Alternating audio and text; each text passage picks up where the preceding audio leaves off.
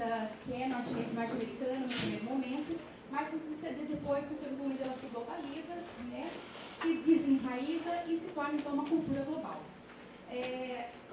O desenho animado, né, enquanto uma linguagem dirigida para o público infantil, né, ele vem junto com o Walt Disney também, que vai retomar aqueles contos populares, né, as histórias contos de fadas. Então, o primeiro longa-metragem foi A Branca de Neve e os Sete Anões, em 1927. Então, é esse imaginário desses contos populares que a gente vai ter, então, se delineando essas figuras, esses personagens, essas personagens, né? E aí a gente vai ter uma passagem, eu vou me concentrar mais a partir dos anos 80 e dos anos 90, que a gente vai ter uma mudança, né, na representação dessas figuras femininas. Tá? Até os anos 70, né, prevalecia a personagem, né, eu gostaria de retomar para vocês quem que era a personagem feminina protagonista, né, porque esse também é um segundo recorte. Né, porque em muitos desenhos animados, né, a gente vai ver a personagem feminina, ela aparece como secundária. Quando ela aparece como protagonista, né, ela é a princesa, né? E quando ela é a protagonista princesa, qual que é a grande realização dela nesses contos, nessas histórias que estão tão presentes hoje no imaginário? Né? Realizar o matrimônio.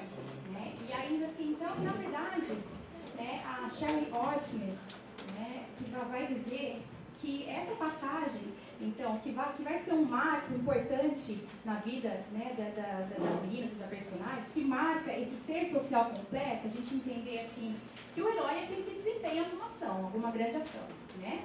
E a gente pode fazer uma contraposição e pensar assim, quem que é o herói masculino? Né? O herói masculino é aquele que vai salvar o mundo, né? Os super-heróis, a gente resgata também imaginário, claro que também aí também tem uma outra vertente, que são as histórias em quadrinhos dos heróis, dos super-heróis, do super-homem, né? Do Homem-Aranha, do Batman, etc. E no caso das meninas, a gente vai ter a influência dos folhetins do século XIX, que eram bastante melodramáticos, repletos de sentimentalismos, né? Para uma figura de uma princesa que, na verdade, ela tem uma renúncia de agência, como diz a Ortner, né? Quando ela realiza o matrimônio, ela quer que alguém faça por ela. Ela espera que alguém faça por ela. Ela não vai fazer. Ela simplesmente vai estar lá, linda e maravilhosa, para que alguém faça algo por ela, que é realizar, né, consolidar esse matrimônio, que é a grande realização, que é o que marca essa passagem, né, do herói, da heroína, porque se a gente for perceber, né, dentro do mito do herói, essa grande passagem, ela é distinta, então, na experiência dos meninos, né, dos personagens masculinos e das personagens femininas. Né? E acho que é bastante importante a gente destacar bem esse ponto, porque ele vai ser, ainda hoje, né, eu convivo com crianças pequenas, nem por isso basta a gente, né, andar pelas lojas de brinquedos, a gente vai perceber ainda a centralidade que essa figura ainda tem.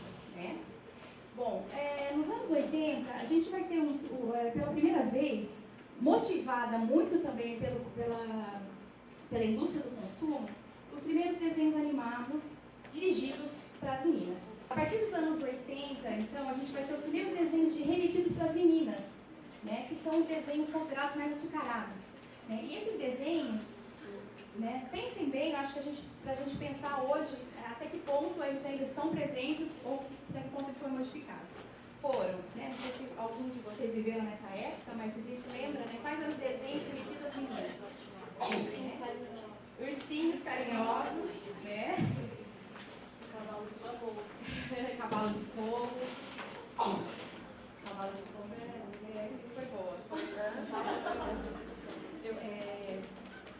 Pequeno pônei, né? Os pôneis, né? Os Smurfs, né? Tinha uma personagem feminina, porque assim, é interessante pensar nos desenhos animados, a gente começa a fazer um levantamento, tem um personagem principal, né? Aí tem os personagens que são secundários. Um é engraçadinho, outro é gordinho, um é menina, né? E assim vai, né? E aí é interessante que os Smurfs, né? E um ingrediente interessante nesses desenhos dos anos 80, como eles já vêm já todo pensado, já está inserido dentro de uma cadeia, né, de produtos, de mercado, eles incitam a coleção. Por que incita a coleção? Aumentar a venda, a vendagem desses produtos, né? E o desenho animado, segundo alguns autores, ele se torna realmente o carro-chefe, né, desse consumo infantil que, a partir dos anos 80, ele começa a ganhar mais expressividade, mais força, né? E aí a gente vai ter esses desenhos remetidos às meninas.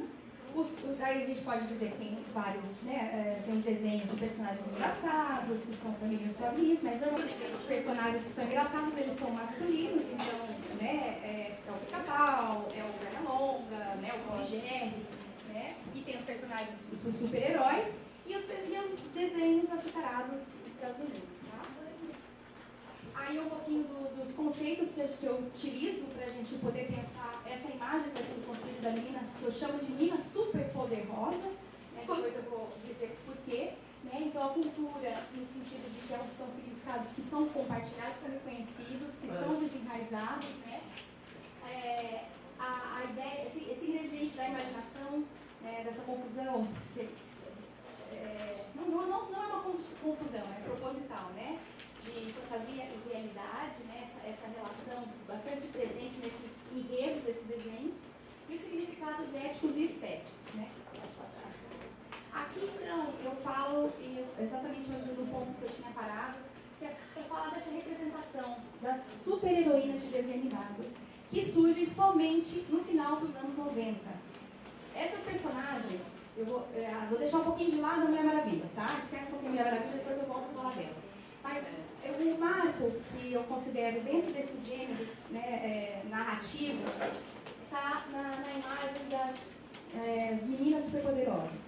E aí a gente vai ter que é uma produção norte-americana, né, que foi criada em 1998, e ela, desde então, ela tem sido até mesmo apropriada por grupos de mulheres que se dizem, né, emancipadas, feministas, independentes, como um símbolo, né, naquele momento, como um símbolo desses valores, né, desses novos valores.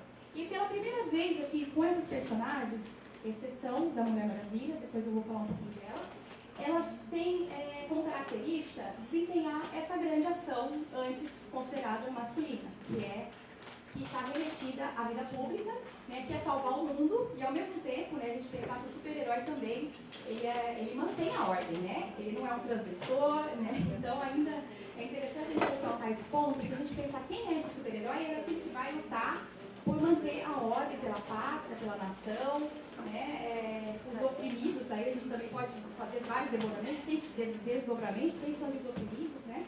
E a gente tem também as 3 espiãs demais, que é interessante também que elas são em 3, e aí a gente remete também a que matrizes culturais, para que sejam, né, sempre elas vêm acompanhadas, elas são em maior número.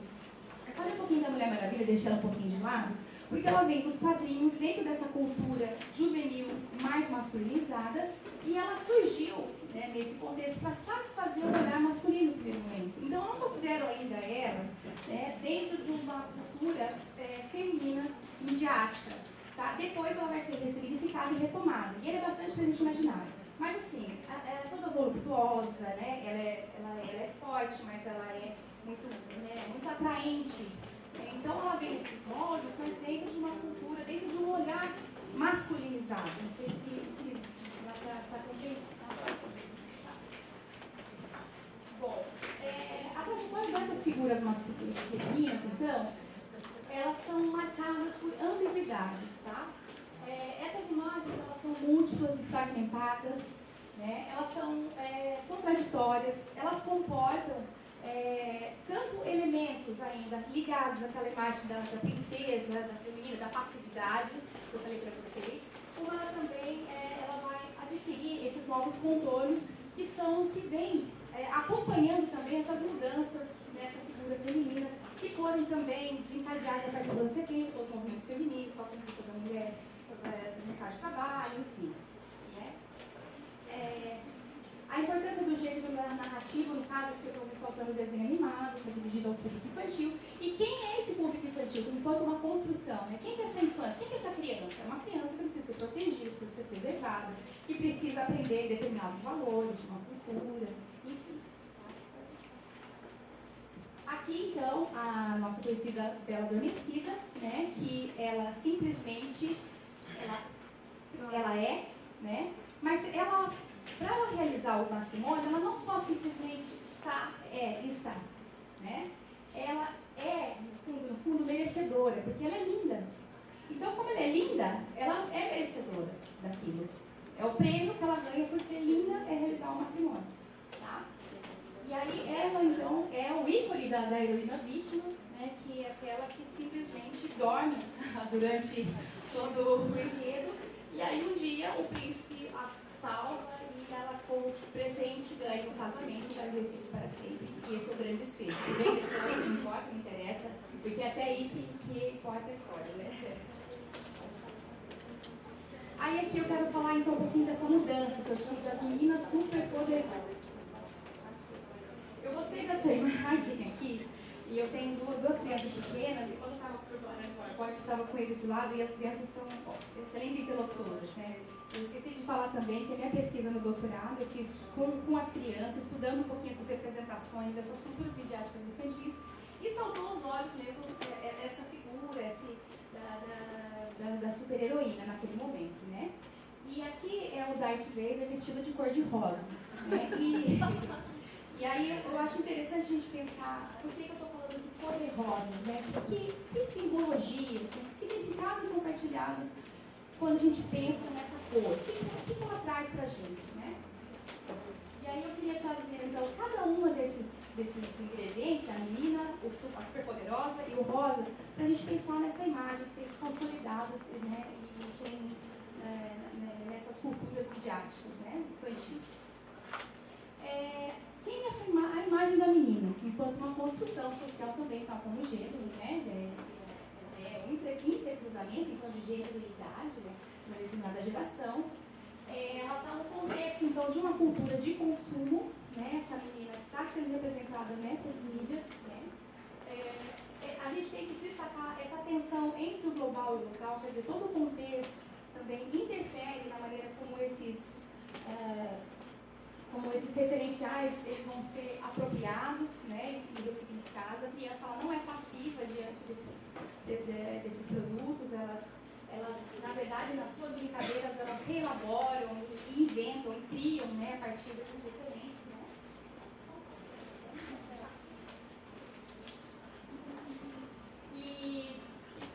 E aí, é claro que toda essa indústria do consumo, ela lida bem, ela procura lidar, responder também a esses movimentos de resistência, esses nichos também, e a gente pode destacar depois falar um pouco sobre isso. Bom, o desenho animado e a comercialização de produtos, eles vêm juntos. Né? Quando a gente remete a essa imagem, dessa cultura, a gente puder dizer cultura midiática infantil, feminina, tá? Eu não estou querendo dizer que existe uma cultura, né? Mas eu estou querendo enfatizar essa que tem prevalecido enquanto comunidade imaginada, né? Enquanto uma estereotipia, né? E aí ele arremete e enxerga essa menina, né?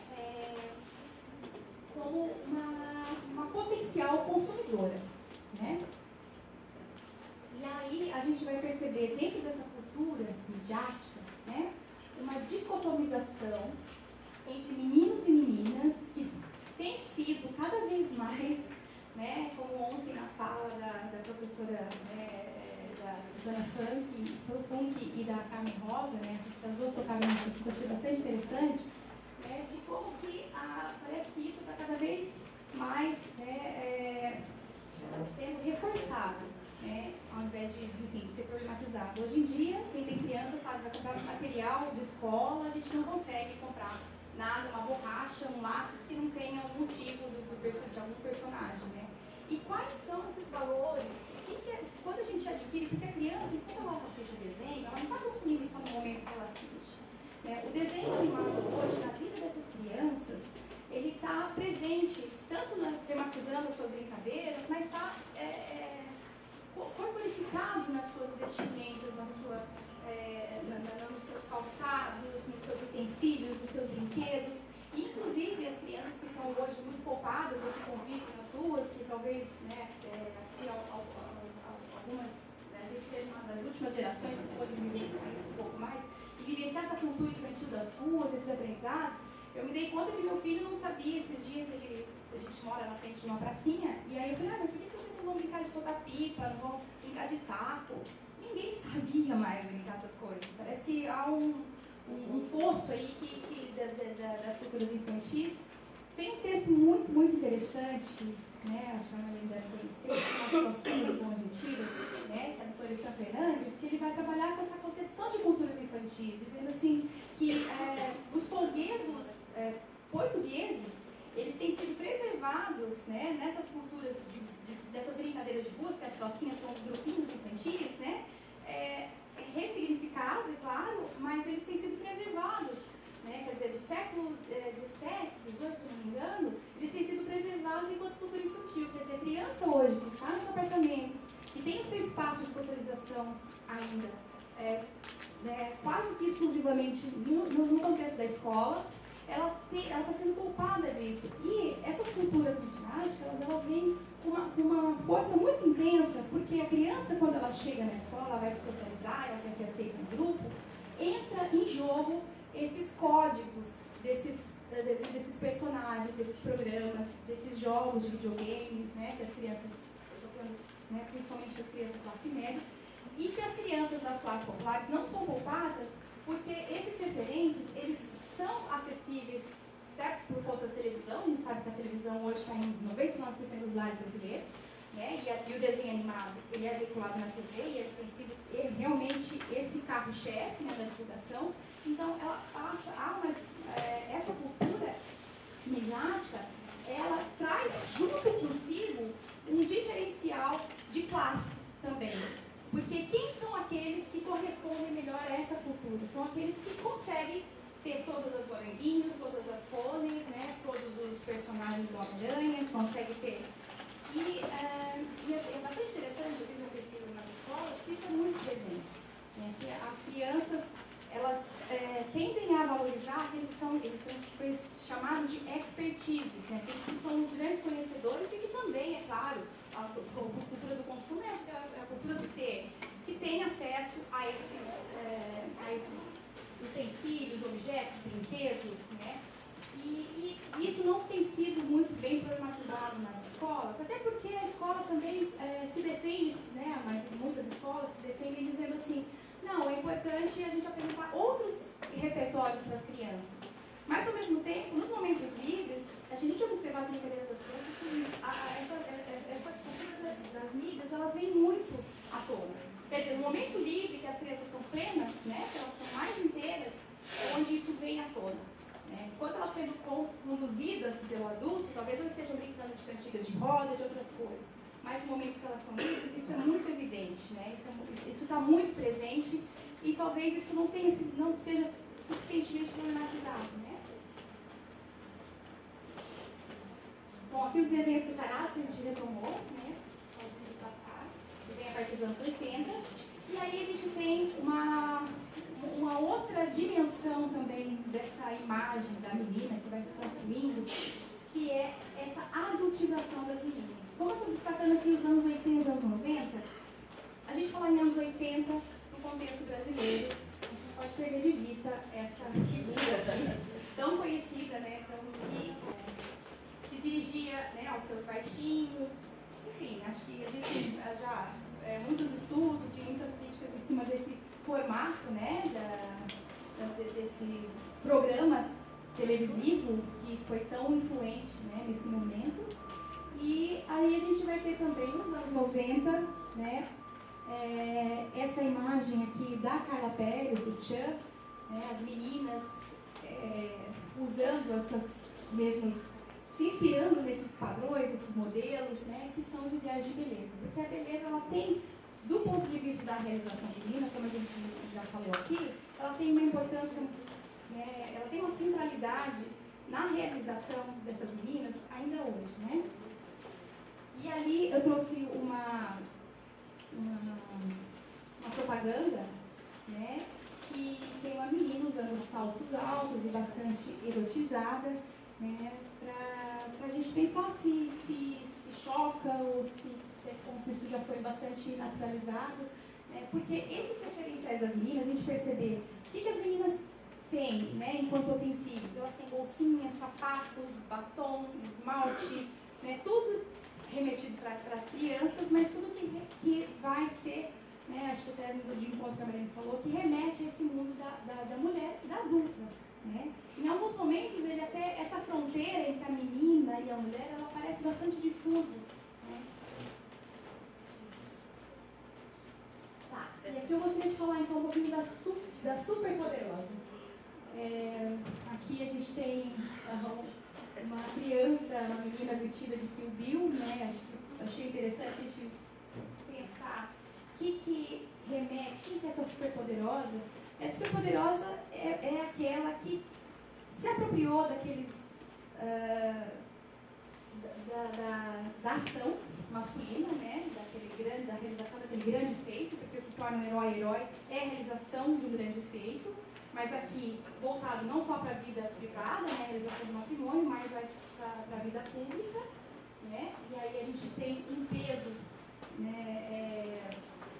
Quando a gente pensa na vida pública, parece que é uma responsabilidade muito mais palpável, muito mais consistente, né? Então, aqui essa apropriação, ela vai, a partir dos anos 90, então vai delinear, né, essa nova figura e que vão, então, ir de encontro a uma autoafirmação feminina, porque eles não só são simplesmente apropriados, mas são ressignificados, né?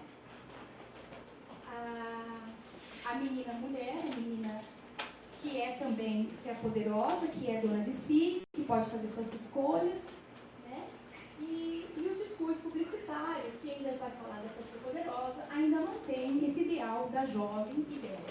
E o ideal padrão ainda de ser mulher hoje é ser jovem e bela. Se a gente for resgatar lá, né, nos anos 60, anos 50, a gente vai perceber alguns ícones, né? Ali é o modelo Twig, que ela era meio andrógena, né? Então, até, eu não sei se eu trouxe umas imagens, assim, até a representação das meninas, dos meninos, dos anos 60, anos 70, eles eram, usavam macacão, eles eram muito mais parecidos, né? Hoje parece que é gritante a diferença, né?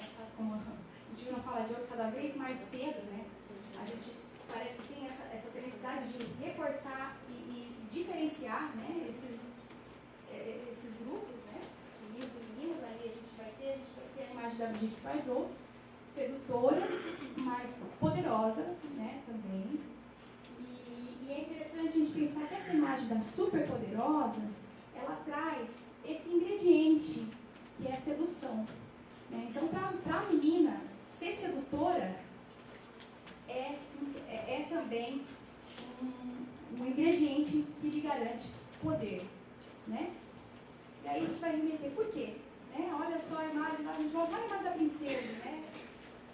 E aqui a gente vai ter a dona de casa, e aí tem um trabalho muito interessante da Heloísa Buarque de Almeida, que trabalhou com as super-heroínas, né, das novelas, principalmente da novela do Manuel Carlos, com as Helenas, né? Pode passar. E ela vai justamente, né, mostrar que ela vai, né, nesses estudos, como essas personagens, elas comportam essa imagem da superpoderosa, da supermulher. Quem que é a supermulher? É a dona de casa, que cuida dos seus filhos, que desempenha muito bem, porém, é linda, maravilhosa, né, super, dá conta de tudo. É claro que aí tem que ter um ingrediente melodramático, que ela tem alguns problemas, né, de relacionamento, mas enfim, mas é importante que o que vigora, né, nessas personagens é que elas são reconhecidas como batalhadoras, porque elas são profissionalmente muito bem realizadas, mas na novela é retratada, além de elas serem todas de classe média alta, né, elas têm sempre uma empregada muito simpática e bondosa que ajuda, né, nos seus afazeres domésticos, né? Elas estão sempre impecáveis, lindas e maravilhosas, e elas são excelentes mães e depois, no final, elas acabam também sendo bem-sucedidas nos seus relacionamentos, né? Então, elas são a imagem da super mulher, da super poderosa, da linda. As super heroínas. Aqui, então, a gente vai falar da super poderosa, retomando a imagem da super heroína, né? A Mulher Maravilha, como eu já falou um pouquinho.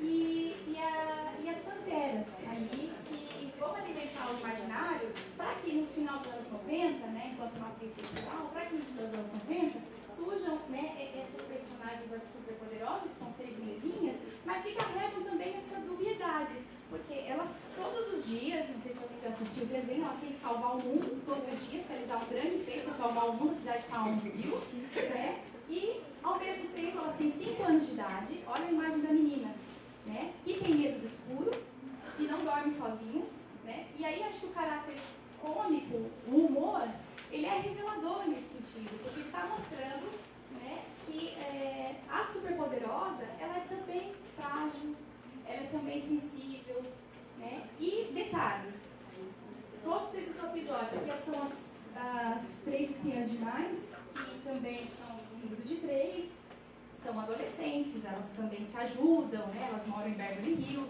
É um desenho interessante aqui porque ele também é uma produção francesa, mas ele teve bastante sucesso. E aí a gente percebe também até as cores das personagens, né? Sempre tem uma que ela é a mais inteligente, que é a líder, enfim. Mas interessante que nesses episódios, elas têm que salvar o mundo sim, mas elas estão sempre em busca de um parceiro. Ora elas estão se apaixonando pelo inimigo, ora elas estão... aparece um proponente, principalmente nesse aqui, né, das 3 espiãs demais, sempre a figura desse parceiro, né, desse possível aspirante a marido, né, ele sempre está aparecendo, ele está sempre na história, está sempre nos enredos. Diferente, né, claro, mas também a gente vai ver, né, do super-homem, que é Lois Lane, mas é muito secundário.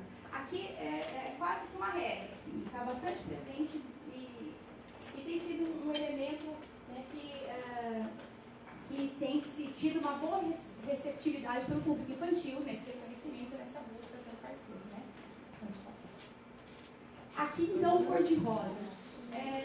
Com relação ao cor-de-rosa, tem uma autora, depois eu vou falar o nome para vocês, agora não me lembro agora.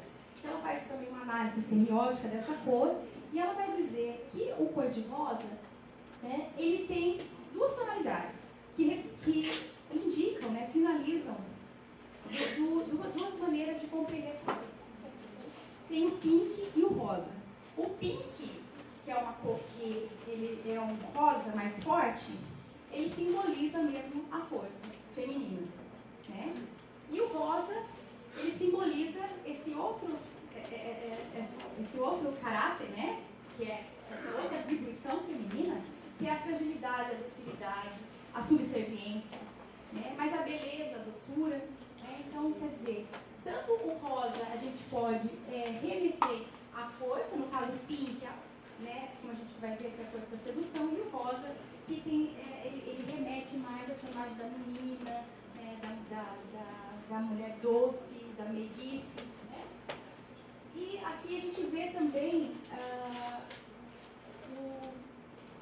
que são chamados de adultos, que são os adultos, né, que se identificam com esses referenciais, né, remetidos às crianças, às meninas.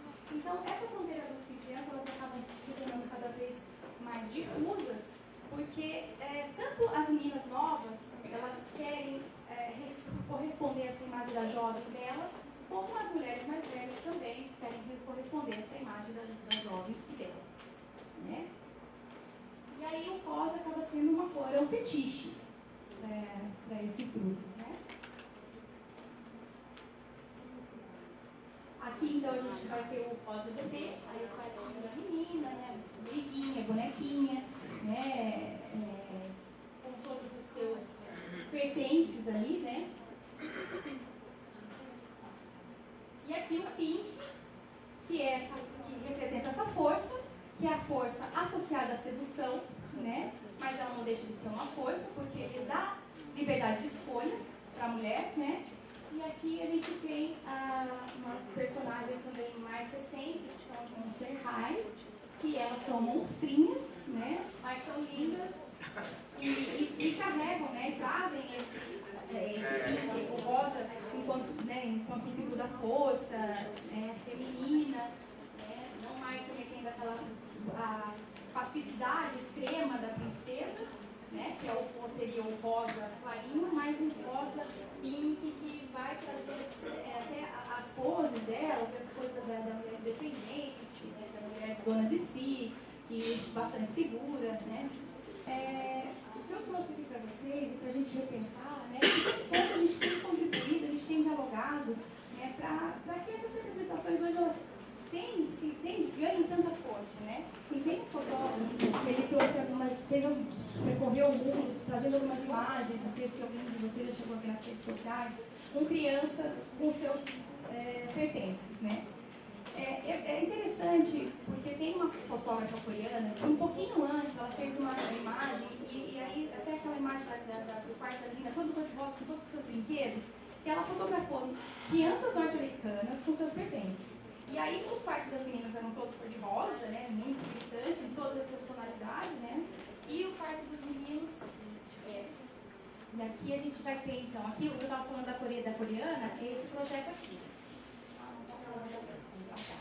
Que é esse projeto da realidade das meninas dentro do seu quarto. Mas presta atenção a quantidade, ela tirou várias fotografias, inclusive a filha dela tinha 5 anos, e foi a filha dela que inspirou ela a produzir essas fotos. As crianças exibem muito orgulhosas todos os seus pertences, e o quarto das meninas são todos assim. E aí os utensílios dos meninos, né, armas, guitarra, algemas, né, carros, né? E aí, assim, a gente se perguntar o que está acontecendo, né? Por que está caminhando desse jeito? Por que são dois universos assim que não dialogam, né? Como que a gente, né, enquanto adulto, o que a gente está fazendo? Qual é o nosso legado com relação a isso aqui? Se a gente não vivenciou toda essa força, né? Por que essa imagem tem que prevalecer no princípio de modelo? Enfim, eu queria mostrar assim, algumas alternativas com relação a isso e dizer que a gente também pode contribuir com os repertórios, porque existe também um poço que separa esse universo adulto desse universo infantil. Então, a gente tem que pensar em estratégias, uma estratégia é se aproximar mais e criticar e ter muito cuidado também, porque isso constitui as subjetividades infantis hoje, né? Então, a gente tem que ter muito cuidado também como a gente vai trabalhar e reverter isso junto com as crianças, tá? Mas eu fico por aqui, também já esgotou, mas aí depois a gente continua a conversa então. Muito obrigada.